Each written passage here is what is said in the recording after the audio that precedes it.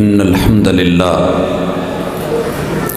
نحمده ونستعينه ونستغفره ونعوذ بالله من شرور أنفسنا ومن سيئات أعمالنا من يهده الله فلا مضل له ومن يضلل فلا هادي له وأشهد أن لا إله إلا الله وحده لا شريك له وأشهد أن محمدًا عبده ورسوله صلى الله عليه وسلم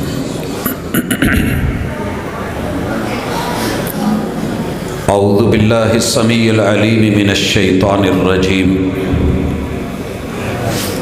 رب اشرح لي صدري ويسر لي أمري واحلل عقدة من لساني يفقهوا قولي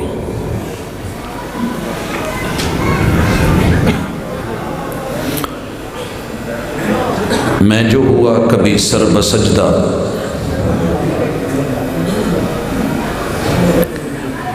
میں جو ہوا کبھی سر بسجدہ تو زمیں سے آنے لگی صدا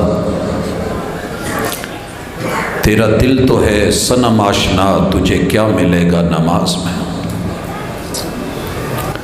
حاضرین مجلس، احباب گرامی،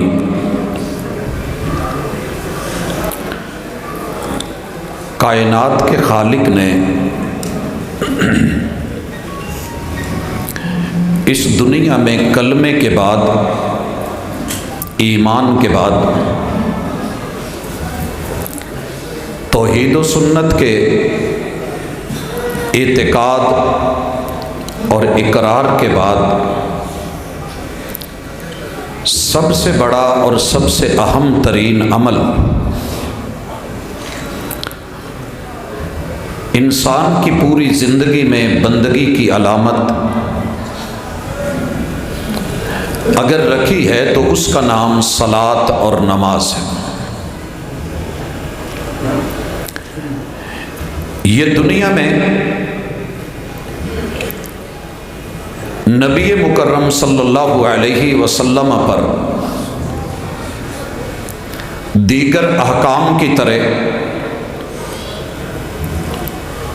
اتاری نہیں گئی۔ جتنے بھی احکام ہیں جبریل امین وہی لے کے زمین پہ آئے،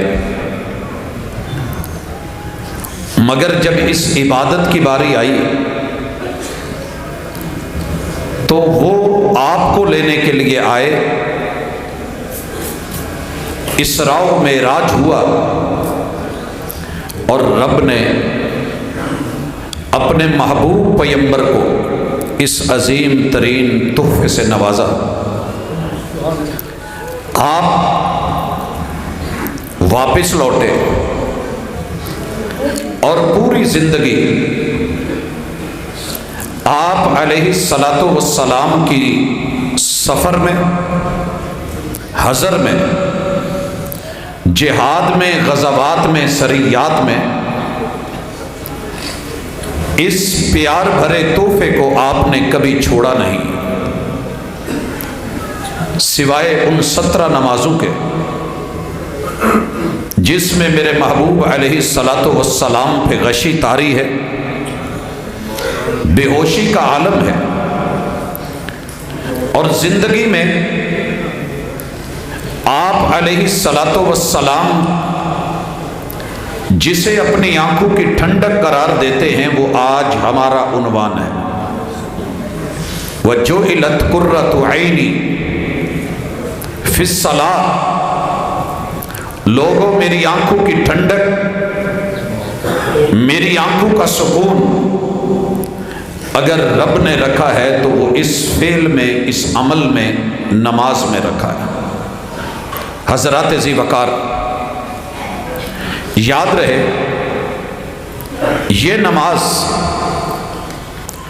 جسے آج آہستہ آہستہ چھوڑا جا رہا ہے،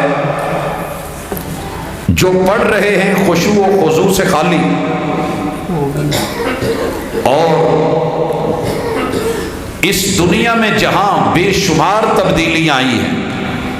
ان میں سے ایک خوفناک تبدیلی کلمہ پڑھنے والوں کے اندر وہ نماز سے دوری ہے۔ اگر اس کو کوئی پڑھتا بھی ہے تو جب بڑھاپا طاری ہوتا ہے تو اس وقت جب قبر یاد آنے لگتی ہے اور اپنی آخرت، اپنی موت اور موت کے فرشتوں سے ملاقات کا ڈر طاری ہوتا ہے تو لوگ مسجد کا تھوڑا بہت رخ کر لیتے ہیں، اور وہ بھی بہت کم ہے۔ لیکن جن لوگوں کی یہ پہچان بچپن سے جوانی کی بہار میں کھلتے گلاب، اور ان کی زندگی کے اندر یہ فعل صلاۃ اور عمل صلاۃ تھا جو کہ دین کا دوسرا بڑا رکن، یہ آج کے نوجوان، سوال یہ کیا گیا ہے کہ نماز سے دور کیوں ہیں؟ کہ جب سے ہم دور ہوئے ہیں، تیری جبیں پر نشاں پڑا تو کیا پڑا، کوئی ایسا سجدہ کر کے زمین پر نشاں پڑے۔ آج کے نوجوان کی رگوں میں جو خون ہے وہ کسی بے نماز کا ہوتا ہے۔ پہلا سبب، نطفے، پانی کی بوندیں اپنا اثر رکھتی ہیں۔ آگ، ہوا، پانی اور مٹی جس سے تیرا میرا خمیر بننے جا رہا ہے، باپ کی پشت میں اور ماں کی سینے کی ہڈیوں میں، باپ کی پشت نے مڑ کے نہیں دیکھا، رب کے گھر آ کے ان قدموں نے کبھی گڑ کے نہیں دیکھا، ہاتھ اٹھا کے کبھی اللہ اکبر کر کے نہیں دیکھا، رب کے سامنے آ کے ثنا پڑھ کے نہیں دیکھی، فاتحہ کے ساتھ کبھی زبان ہلا کے نہیں دیکھی،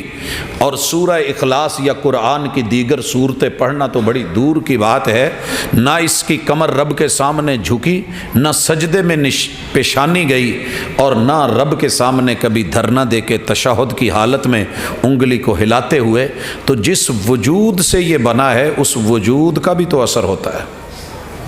حضرات یہ بات یاد رکھیے، غذائیں اثر کرتی ہیں، معدے تک جاتی ہیں،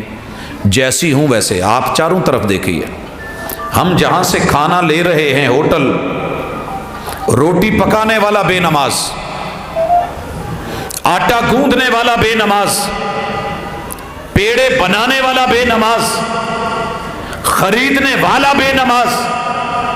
جس طرف چلے جائیں چاروں طرف ہمیں نماز سے آج کے نوجوان نے اگر دور کیا ہوا ہے حسن دنیا، مال و دولت،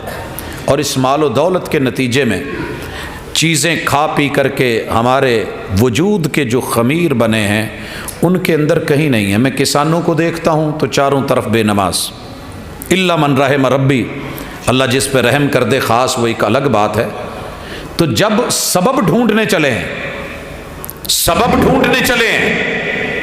تو میرے وجود کا جو حصہ ہے جس سے میرا خون بنا،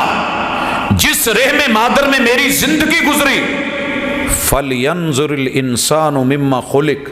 خُلِقَ مِن مَّاءٍ دَافِقٍ يَخْرُجُ مِن بَيْنِ الصُّلْبِ وَالتَّرَائِبِ۔ مجھے تو حکم ہے کہ دیکھ تو کہاں سے پیدا ہوا ہے، لیکن جو میرا ماں اور باپ ہے اسے بھی تو یہ آیت سمجھنی چاہیے نا، ان آیات پہ توجہ کرنی چاہیے کہ اس وجود میں، اس پشت میں، اس سینے کی ہڈیوں میں، رحم مادر میں، اس کے اندر کوئی نماز والی ایک چاہت اور تڑپ بھی ہے۔